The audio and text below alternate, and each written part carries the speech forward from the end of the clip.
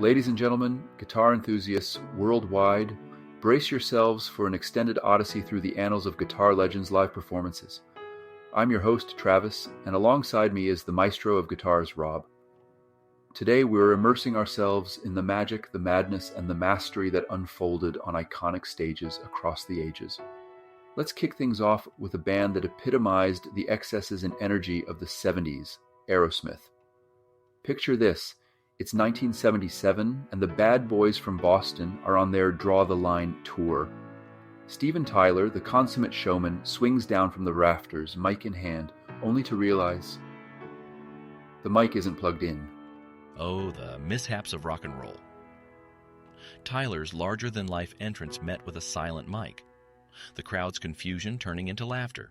But the legend himself, unfazed, grabs another mic, and the show goes on.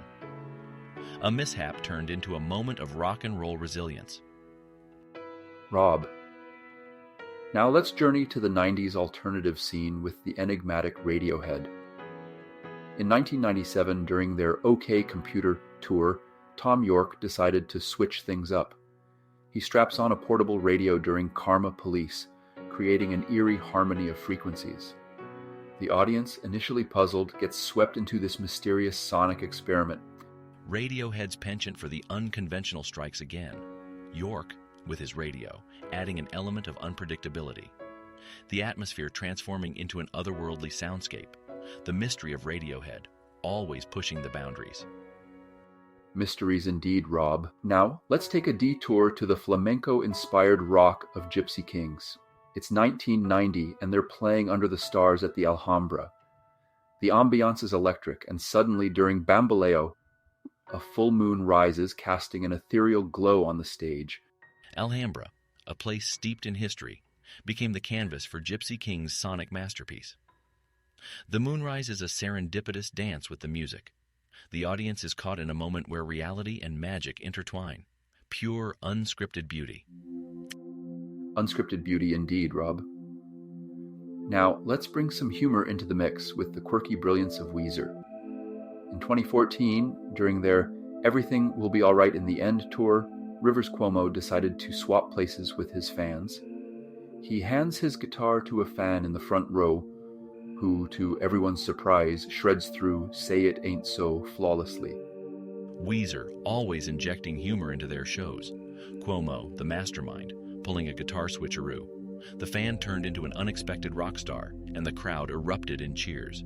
A spontaneous moment that adds a touch of lightheartedness to the live experience. Now, let's stir up some controversy with the punk pioneers, the Sex Pistols. It's 1976, and they're performing at the Manchester Lesser Free Trade Hall. Sid Vicious, fueled by rebellion, smashes his bass, chaos ensues, and the concert becomes a punk riot. Ah, the rebellious spirit of punk. The Sex Pistols, agents of chaos in Manchester. Vicious is a symbol of punk's defiance, breaking the norms and inciting a riot. Controversial, raw, and a testament to the punk ethos. A testament to punk ethos indeed, Rob. Now, let's dive into the 2000s with the indie sensation, The Strokes.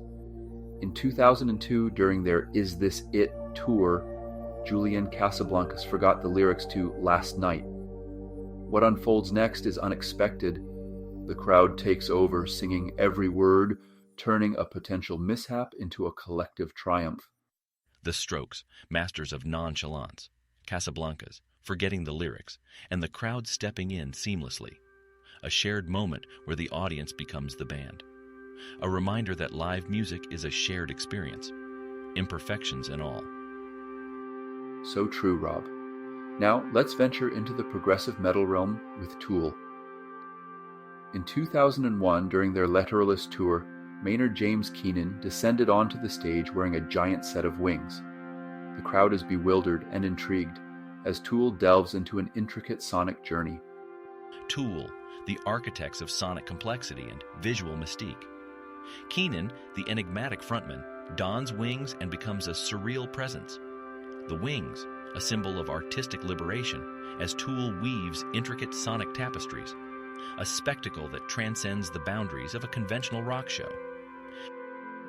Let's discuss a band that defied the conventions of the 70s, The Who. Picture this. It's 1973 and they're performing at the infamous Charlton Athletic Football Ground. Pete Townshend, known for his guitar-smashing antics, decides to take it a step further. He hooks his guitar up to explosives, creating a pyrotechnic spectacle that shocked both the audience and the band. Charlton Athletic 70s, Travis, Townshend, the maestro of destruction, turning a concert into a rock and roll war zone. The explosion synchronized with power chords, chaos in harmony. The band's reaction, a mix of awe and bewilderment. A moment where music and mayhem collided in a pyrotechnic symphony. A band that truly cares about their fans. Now let's delve into the world of blues rock with Gary Moore. In 1990, during his Still Got the Blues tour, Moore's soulful rendition of The Sky is Crying turns into an emotional roller coaster. As he pours his heart into the solo, a sudden downpour joins the performance, turning the open-air venue into a blues-soaked cathedral. U2, the champions of connection. Bono, a superhero in the midst of music, the genuine concern for a fan's safety, transcending the stage boundaries. The show becoming a testament to the band's commitment to their audience, a blend of rock spectacle and human compassion. A band that truly cares about their fans. Now let's delve into the world of blues rock with Gary Moore. In 1990, during his Still Got the Blues tour, Moore's soulful rendition of The Sky is Crying turns into an emotional roller coaster. As he pours his heart into the solo, a sudden downpour joins the performance, turning the open-air venue into a blues-soaked cathedral. Gary Moore, a conduit for the blues gods Travis. The sky is crying, and nature itself sheds tears. The rain, an unexpected duet partner, adding a layer of melancholy to the blues. Moore's guitar becoming an extension of his emotions, as if the heavens themselves were mourning. Let's discuss the alternative sounds of the 90s with Nirvana. Okay, so this is crazy. You may have never heard about this. In 1992, during their infamous MTV Video Music Awards performance, Chris Novoselic decides to toss his bass in the air, attempting a mid-air catch. However, the bass comes crashing down on his face, leading to an unplanned collision of instruments and laughter. Oh, wow! Nirvana, the architects of grunge hilarity. Novoselic, attempting bass acrobatics. And the unexpected collision with his own face. Cobain's reaction, a mix of concern and amusement. The mishap, a testament to the raw, unfiltered nature of Nirvana's live performances. Unexpected indeed, Rob. Now let's stir up some controversy with Marilyn Manson. In 1997, during his Dead to the World tour, Manson's confrontational stage presence reaches new heights. A prop resembling the Bible is torn apart, leading to protests and public outrage. Marilyn Manson, the provocateur of the 90s, tearing apart a Bible as a symbolic act of rebellion. The protests, the outrage, Manson's performance becoming a lightning rod for controversy. A moment that transcended music and delved into the realms of societal critique. Raw and unfiltered, without a doubt, Rob. Now, let's traverse the indie landscape with Arcade Fire. In 2005, during their funeral tour, the band decides to step off the stage and join the audience for an unplugged rendition of Wake Up. The crowd, initially taken aback, transforms into a sea of voices, creating an intimate, unplanned acoustic moment. Arcade Fire, the architects of indie communion Travis, stepping into the crowd, dissolving the boundaries between band and audience. Wake Up, unplugged, becoming a collective anthem. The intimacy, the shared moment, a reminder that the magic of live music lies in the unexpected. Societal critique. Yeah, what a story that was. Let's dive into the progressive metal mastery of Dream Theater. In 2004, during their Train of Thought tour, John Petrucci's extended guitar solo in Stream of Consciousness becomes a sonic journey that pushes the limits of both time and technique. Dream Theater, the virtuosos of prog metal Travis, Petrucci's solo in Odyssey of Strings, bending time and technique to his will. The audience caught in a whirlwind of sonic complexity, a performance where each note becomes a chapter in an ever-evolving musical saga. Yep, quite amazing for sure. Now let's venture into the alt-rock universe with Foo Fighters. In 2011, during their Wasting Light tour, Dave Grohl invites a fan on stage to play drums on Big Me. The fan, nervous yet thrilled, becomes a rock star for a moment, embodying the essence of live music's unpredictability. Foo Fighters, the ambassadors of fan connection. Grohl, inviting a fan to the stage, turning a concert into a communal jam session. The fan's journey from the crowd to the stage, a testament to the democratic spirit of rock. A moment that transcends the role of performer and audience. Let's discuss a sonic odyssey with the enigmatic Jack White. In 2014, during his Lazaretto tour, White, known for his affinity for experimentation, played an entire show with a custom-built 3-string guitar. The stripped-down simplicity adds a layer of raw authenticity to the performance. Jack White, the alchemist of musical minimalism, Travis. A 3-string guitar becoming a vessel for sonic revelation. White's performance, a departure from the norm, embracing the beauty of simplicity. The raw authenticity, a reminder that sometimes less is indeed more. Woodstock 69. Jimmy's rendition of The Star-Spangled Banner was not just a guitar solo. It was a protest, a declaration, and an anthem of an era. The way he manipulated feedback, bending notes like a sorcerer, summoning spirits, was otherworldly. The crowd, a sea of people united by music and a moment in time, was covered in mud, basking in the sonic revelation. It was as if the guitar itself was weeping, laughing, and screaming. A defining moment in time. Absolutely. Now let's transport ourselves to the 80s, where Slash, donned in his iconic top hat, unleashed his magic at Wembley Stadium. Rob, what turned this performance into a timeless spectacle? Wembley 80s Slash, with that signature Les Paul, weaving sonic tapestries in Sweet Child of Mine. The chemistry with Axl Rose was palpable, and the guitar solo was a journey within a journey. The visuals, the pyrotechnics, the roar of the crowd, it was a rock and roll circus. Slash, the guitar virtuoso, orchestrates a symphony of strings and screams. The spirit of stadium rock is at its zenith. Speaking of a symphony of strings, how about the metal realms with Dimebag Darrell's unforgettable performance at Monsters of Rock in '94? Rob, what set this metal maestro's show apart from the rest? Monsters of Rock, '94, Travis.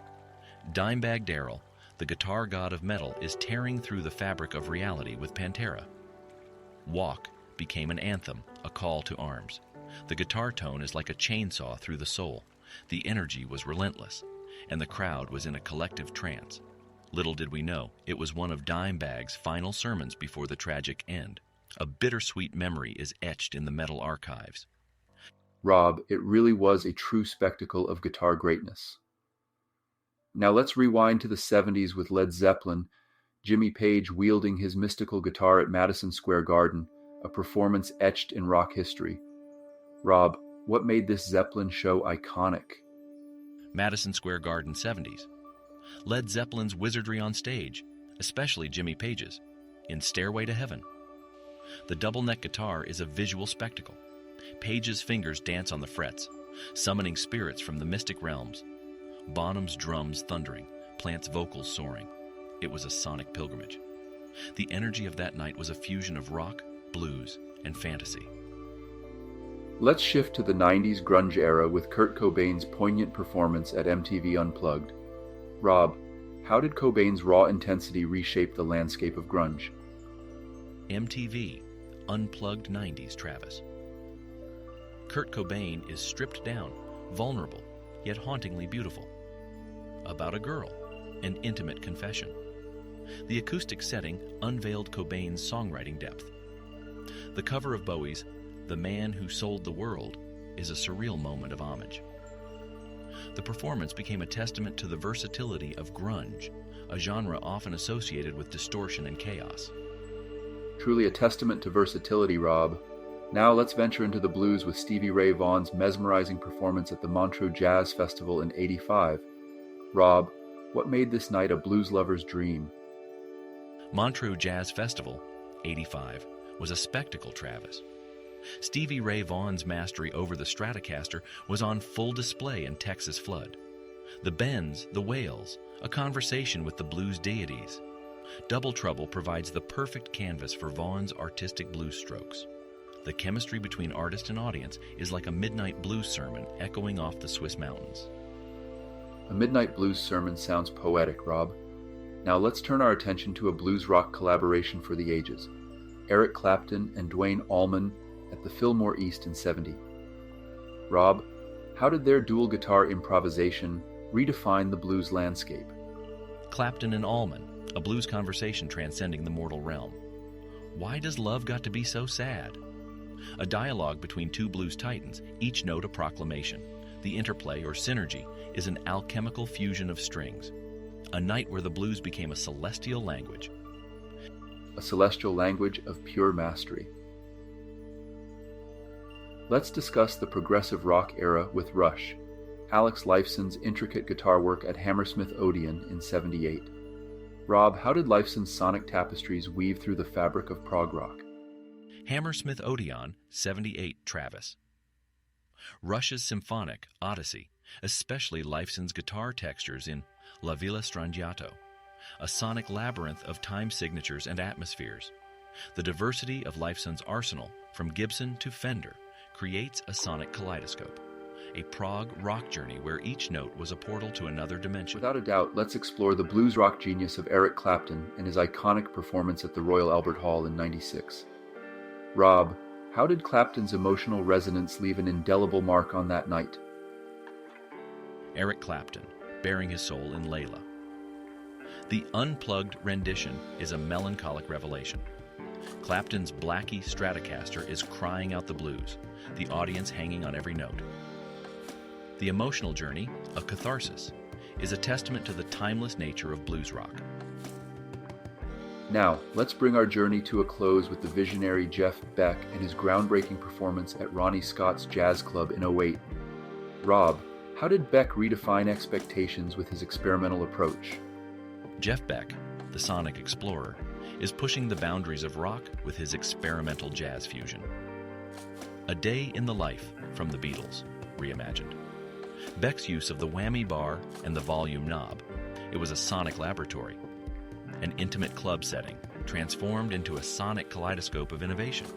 Thanks, Travis. I had a great time. Stay tuned for future episodes where we'll unravel more tales from the guitar universe. Until then, keep the music alive, keep discovering, and most importantly, keep rocking on. This is Rob, signing off with a heartfelt thank you and a promise of more sonic adventures to come. And to our listeners, thank you for tuning in. Please like and subscribe to our channel, Travis Loizos Guitar, and turn on notifications so you don't miss out on our future episodes. Also, check out our melodic guitar shred videos on our channel. We'll be back with more Unleashing Guitar Legends podcast episodes, diving into the world of guitars, so stay tuned. Until next time, keep strumming and keep rocking.